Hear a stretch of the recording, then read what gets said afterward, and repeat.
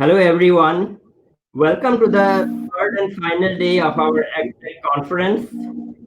Thank you for joining. Our keynote speaker to start today's day is a person whom I have known for last 4 years now.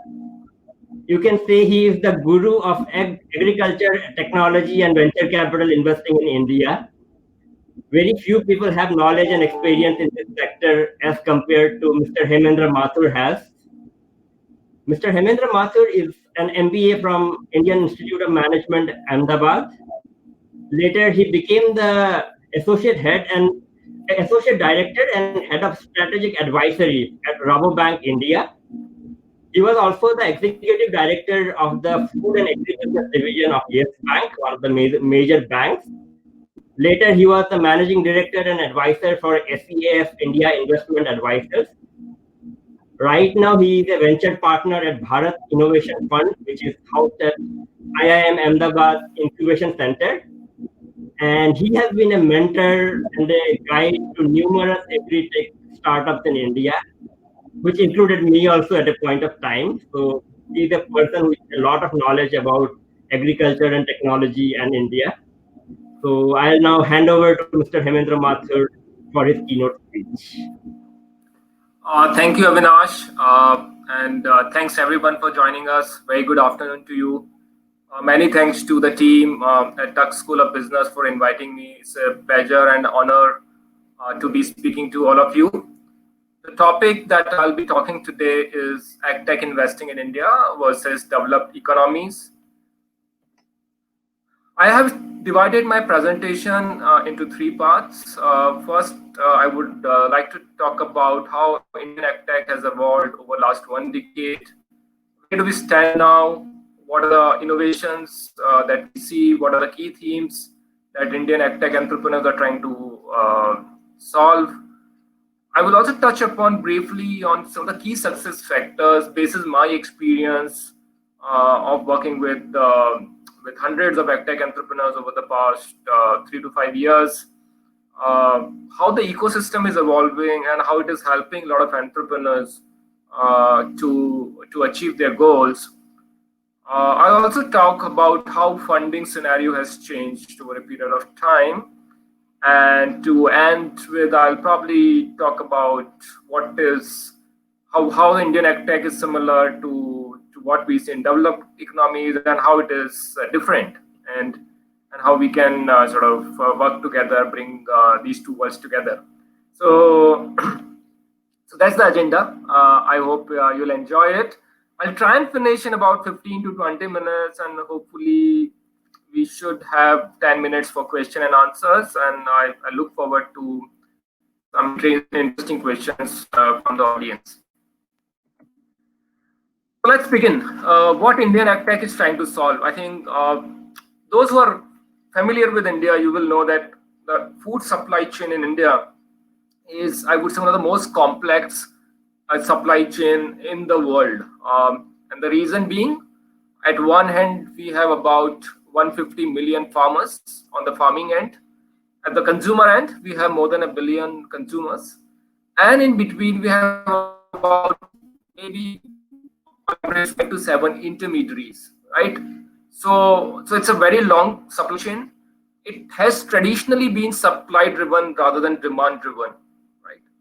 To complicate it further, if you look at the size of land holdings in India, as far as farms are concerned, it is on an average about 1.08 hectares. So just about a hectare per farmer. That's what we are talking. And if you look at the current status, you'll probably know that India is also among the top water-stressed countries in the world. About 80% of the water that is available in India is used in agriculture. The figure for China is about 55%. Know the difference. And out of this water which is being used for agriculture, as much as 2/3 is drawn from the ground. And there's a study which says that 50% of the bore well which draws groundwater will go dry in next 10 years.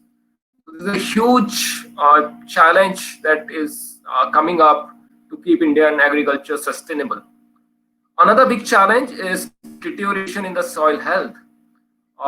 In most parts of the country, the soil is rich in nitrogen, but somewhat deficient in phosphorus and potash and other micronutrients, which is actually impacting the productivity.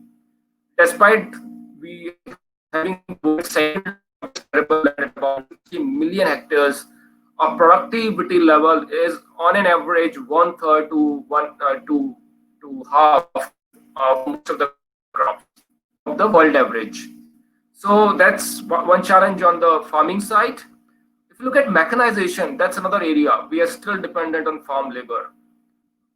We have a lot of tractors, more tractors than we needed, but we have very less applications of implements that can do mechanization on a small farm holding, right? Another big challenge that Indian agriculture faces is excess of timely and low cost credit. The government has a very ambitious scheme. It's under priority sector lending, where each bank is supposed to lend 18% of their book to agriculture.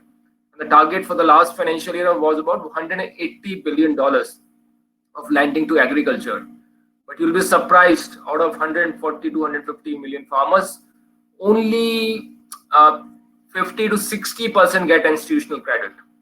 Others are dependent on money lenders who are typically in the village, who are familiar with the farmers, and their lending rate in informal credit is as much as 2 to 5% per month.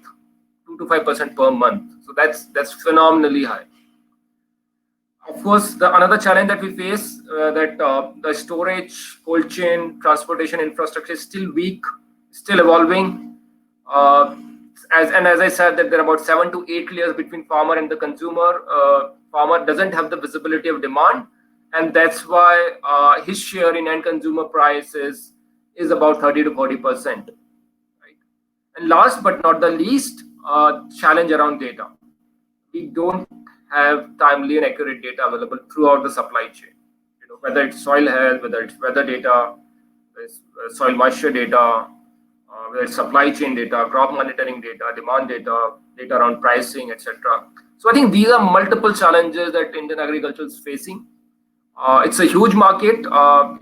Just to give it some numbers, the total food consumption in India is about 350 to 400 billion dollars.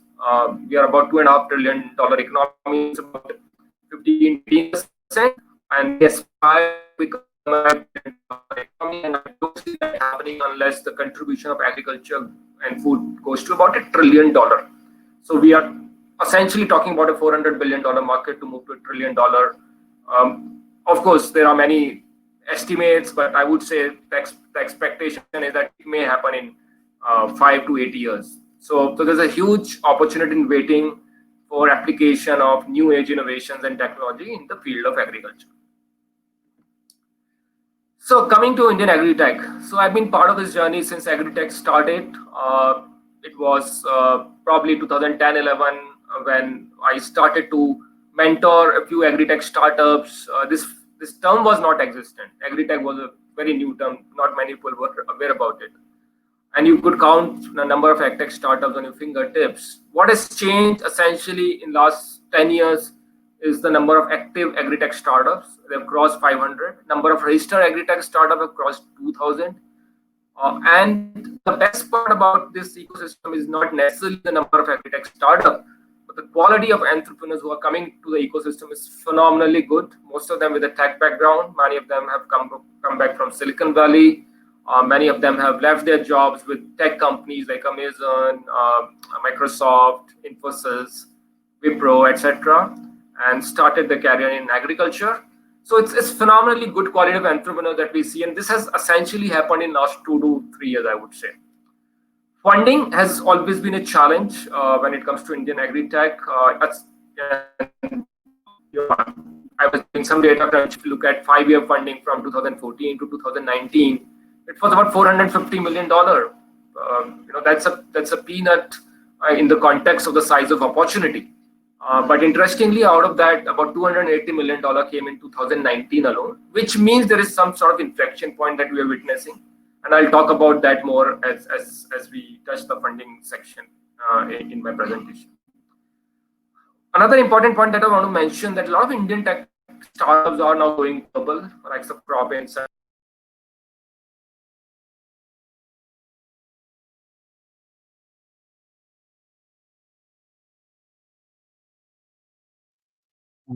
Sorry, it looks like there's a connection problem.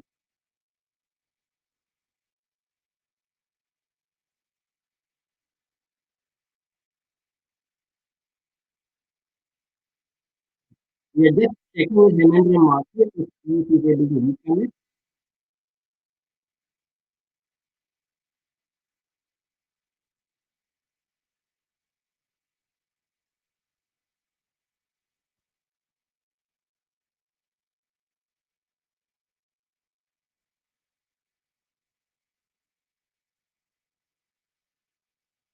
Yeah, he is finishing back.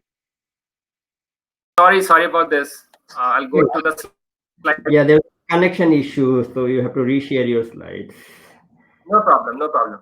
Sorry about this interruption. So I was talking about Indian startups going global and global startups entering India. That's a good sign. And for the first time, we have seen a lot of corporate participation. Your screen is not shared. You have to share your screen again. Oh, okay. Yeah, you have to close the slideshow and go to Google Chrome and share it again, then and then put it back to slideshow. Can you see it now? Yes. So now you can put it on slideshow. Okay. Thanks, Avinash. Sorry about this. Yeah, we can see it. So yeah, we are seeing more participation from Indian corporates at two levels. Some of them are customers to AgTech innovation, and some of them are also investing in Indian AgTech, like Mahindra, UPL, Sonalika. They have made some investments in Indian AgTech. And last but not the least, the interest of policymakers, government, both the federal government as well as state government is also going up. They are setting up dedicated cells for AgTech to promote explanations for the farmers. So what are the top four or five themes that we see in Indian AgTech? And they may be very similar to what you see in the US. So first and foremost, access to quality inputs, essentially fertilizer, seeds, pesticides, machinery, and cattle feed. And it is essentially the value proposition is good quality inputs at the right time at the right price. The conventional channels have a lot of problem. 40 to 50% of agrochemicals and seeds sold in India are fake and spurious. There's a lot of hoarding of fertilizer which happens. So farmer is not able to buy the right inputs at the right time. And essentially, we are seeing multiple startups who are trying to solve these problems. I have put names in each of the themes. I won't go into the detail of each name, and probably if you have time, after the summit, please search them. They're doing some very interesting work. So in agri input space, what we are seeing essentially that they are building delivery channels direct to farmers. Initially, most of them thought that an app would do, but as the model evolved, they figured out that app is not sufficient for them to go to large number of farmers. So the model has evolved. They moved from app to a call center, and now they have become more like channel agnostic model, and they are using even things like WhatsApp and Facebook and YouTube to build their reach to the farmers. They're creating interesting curated content for farmers so that they can understand what is being sold through this platform, because a lot of these products are new products and farmer wants to need to have confidence in the product and the company which is selling it.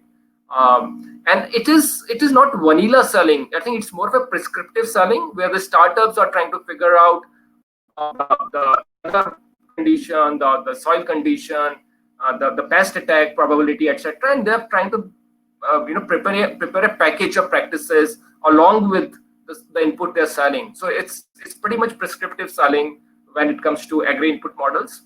Next model, which is around fintech in agri-tech, is still evolving, but there are interesting models around farmer onboarding, how to do their credit profiling on the basis of their behavior, on the basis of their likely income and assets. The biggest challenge in this model is recovery because, as I said, it's very fragmented land holding.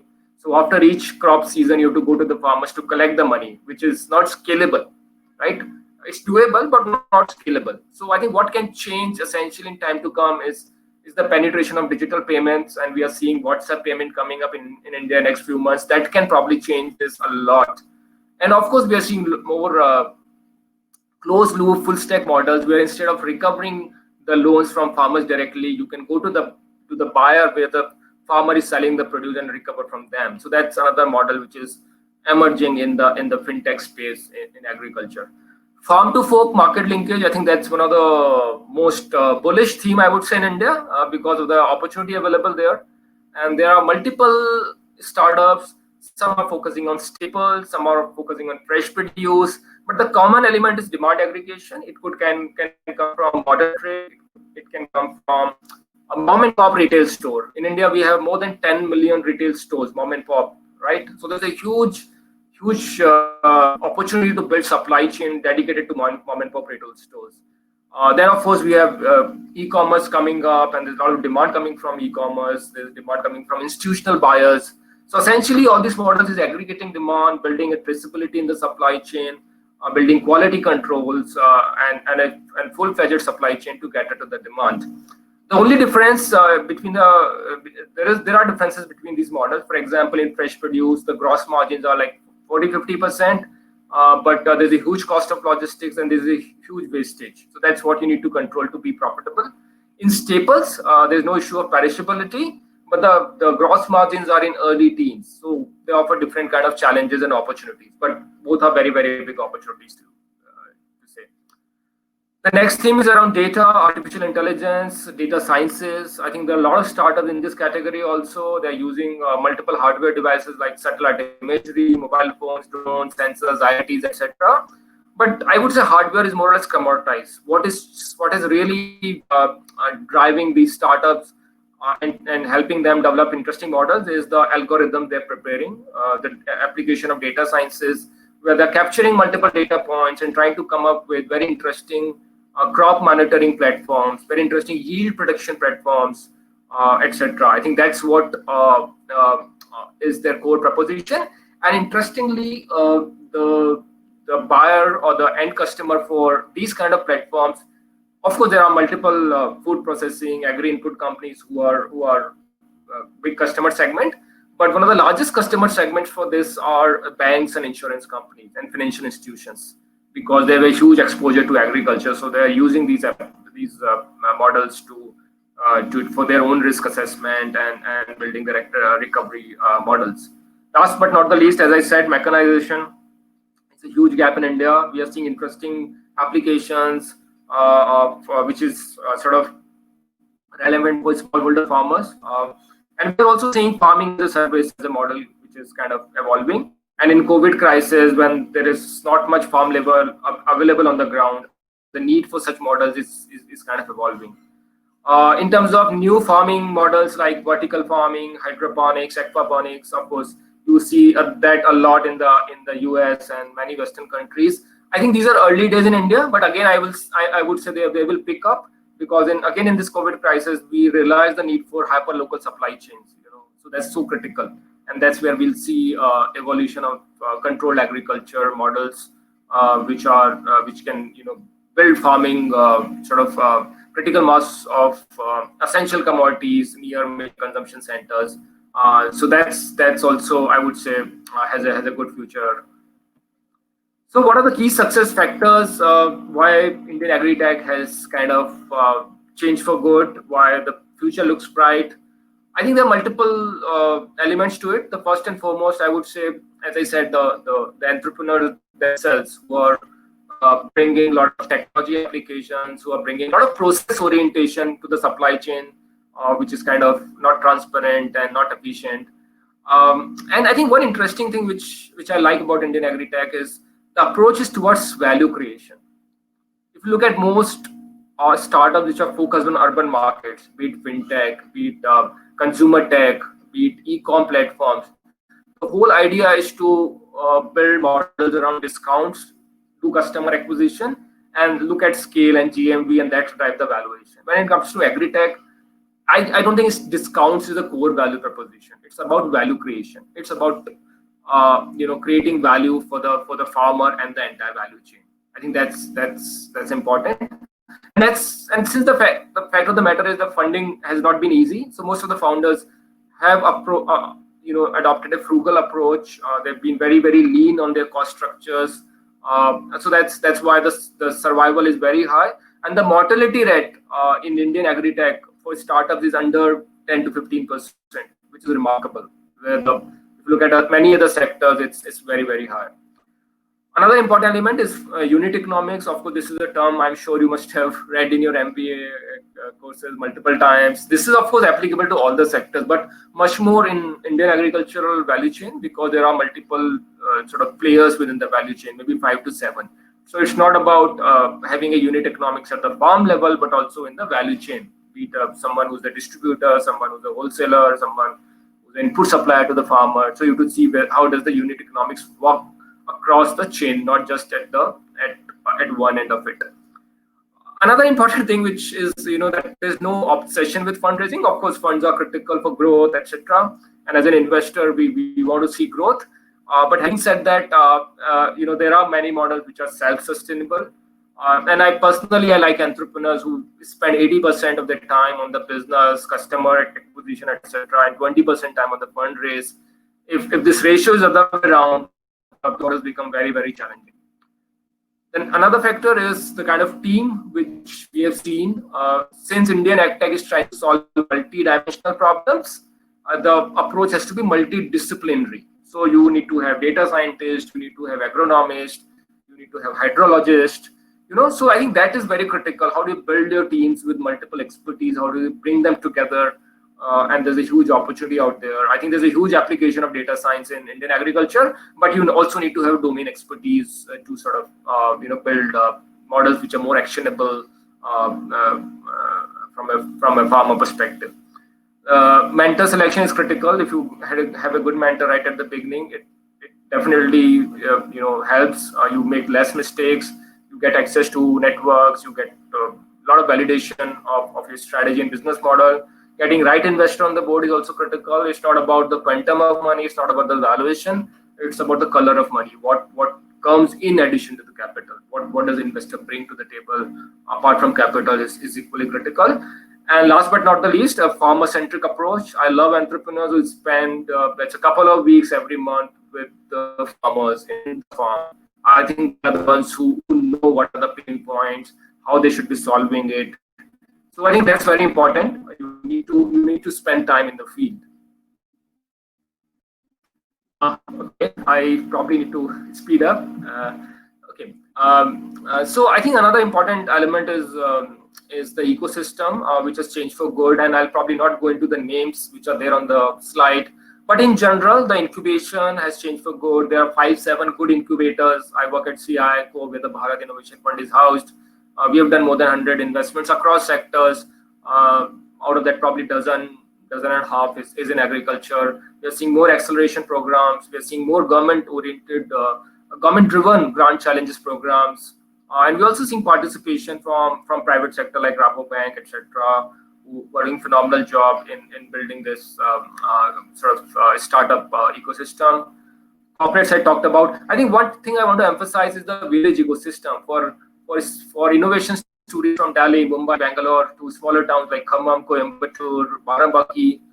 You need to have a layer or partners right at the village level, which could be farmer producer organization, which are kind of coming up in India now, and village level entrepreneurs, right? Who can be conduits for your innovation to come from agri-tech entrepreneurs and for them to become accessible to farmers. I think that is one need of the hour, and we should be spending more efforts in building that. Last but not the least, digital platforms. I'm personally a big believer that we need to create platforms for farmers, for farms, for crops, for water stress, for market yards, for warehouses, etc., because that is what is needed. And in this COVID crisis, we realized a huge need for such digital platforms. And I've been advocating, working with the government, trying to build an agri stack for India. Funding, as I said, it's about $500 million over the last 5 years. Despite COVID, we have seen at least 4 or 5 deals in this quarter, which is phenomenal.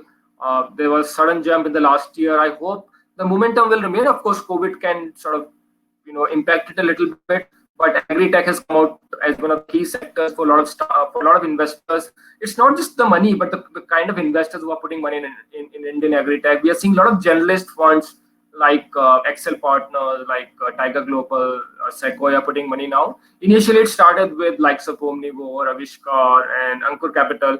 They've done a phenomenal job, great job when the ecosystem was just taking off. But it's good to see that there's a wider participation when it comes to investors in the Indian tech. And majority of the money has actually gone to market linkages in the farm to fork space. But I believe as we evolve, we're going to see more investment in models which are direct to farm, models which are more deep tech, developing very interesting tech solutions, may also pick up in time to come. Last slide from my side before we open up for question and answers. So how Indian AgTech is different from developed economies. So before we go to differences, what is similar? I'm sure we're trying to solve similar problems what you see in the rest of the world: market linkages, access to inputs, access to data, access to finance, focus on farm economics. Digitalization is the core theme here. 80-90% of the startups are in digital agriculture. I'm sure that's true for many parts of the world. And initial focus is, of course, on home markets, maybe first 3 years in home market and before venturing out to the markets. What is different in India? Of course, smallholder farmers. We are an agrarian economy.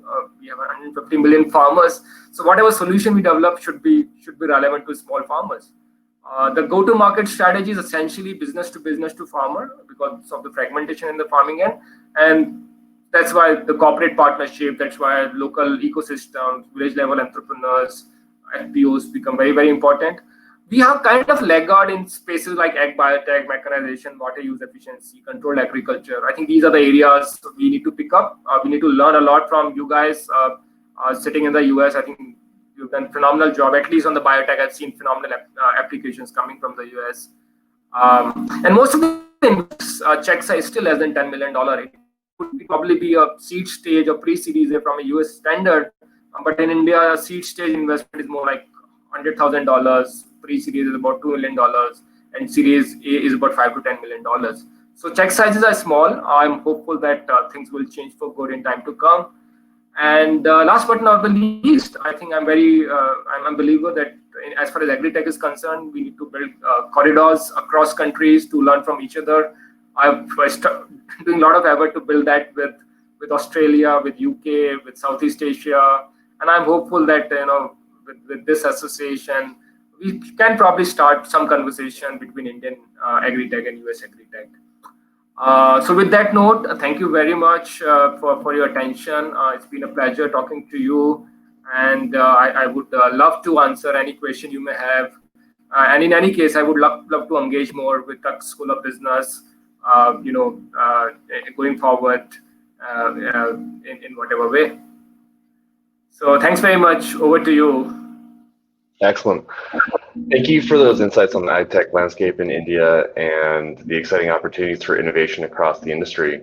To build on what you just spoke about, we have a couple questions. I think we have time to tackle one of them. So in many economies, the people in markets which need better solutions are often the least able to pay for them. What things can be put in place to help prime the pump for getting the innovations used by those who need it? Absolutely, very good question. I think I want to just say that a lot of people think that since Indian farmers are small, they're probably earning $1,500 a year, they will not pay for innovation. But I want to correct that impression that farmer is willing to pay. The important thing is that he should see the impact of adopting that innovation in the very first crop cycle. He can't wait for 3 years or 4 years for impact. So as long as impact is direct, which is essentially increasing his revenue, optimizing the cost of inputs, de-risking farming, or reducing the cost of credit, he's willing to pay. In cases where the impact is slightly long-term, I think it's the corporates, the agri-input companies, the food processing companies, the warehousing companies, cold chain companies, who are kind of a bridge between the AgTech innovators and the farmer. They pay it, and in turn, they sort of pass on the solution to farmers. And I'm sure they have a commercial interest in working with that. Excellent. Thank you so much for joining us. We appreciate your thoughtful remarks and your time. And thanks very much. And I would love to stay in touch. And thanks to all the people who joined from the business school as well as from the rest of the world. Thank you. Awesome. Thank you. To the audience, up next, we have a great panel continuing this conversation on investing in AgTech in India.